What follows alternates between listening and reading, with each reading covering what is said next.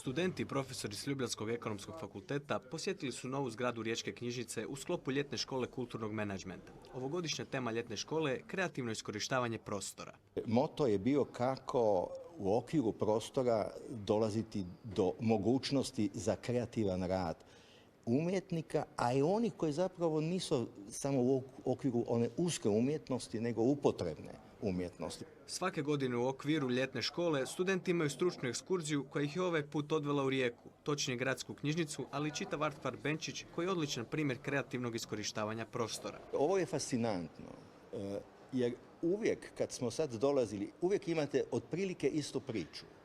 Imate način na koji se zapravo stare stvari postavljaju na novi nivo i ono što je najbitnije, i to smo ovdje sad u Rijeci opet vidjeli i jučer smo vidjeli u Ljubljani recimo, da kad vi imate prostor, kad vi izgradite nešto, samo ste na pola puta, onda je bitno kakav je entuzijazam ekipe koje je unutar. Osim profesora Kovača, kreativno iskorištavanje postindustrijskog prostora Gradske knjižnice Rijeka fasciniralo i slovenske studente. Nisam bila upoznata sa ovim modernim konceptom knjižnice i fascinirana sam zapravo.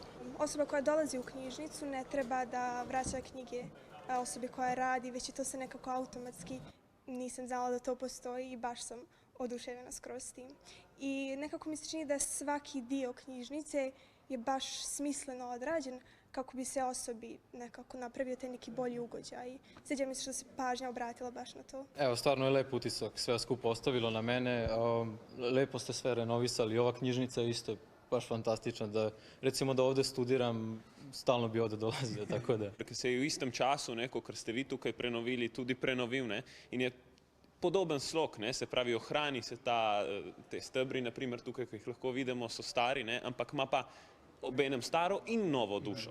Naprimer prenovljene cerkve, oziroma staro prenovljene cerkve, imajo elemente recimo bizantinskih časov, potem baroka, in to je za bodoče generacije. A upravo kvalitetna komunikacija sa širom zajednicom i otvorenost prema idejama koje dolaze iz različitih izvora su ključ kreativne revitalizacije prostora. Onda taj mogući uspjeh, ja mislim da ste sad u Rijeci, bez obzira kakav vam je bio EPK, na kraju ipak dobili nešto što je potpuno novo i što će biti za grad i za budući život, recimo u tom gradu, stvarno nešto pozitivno i kreativno.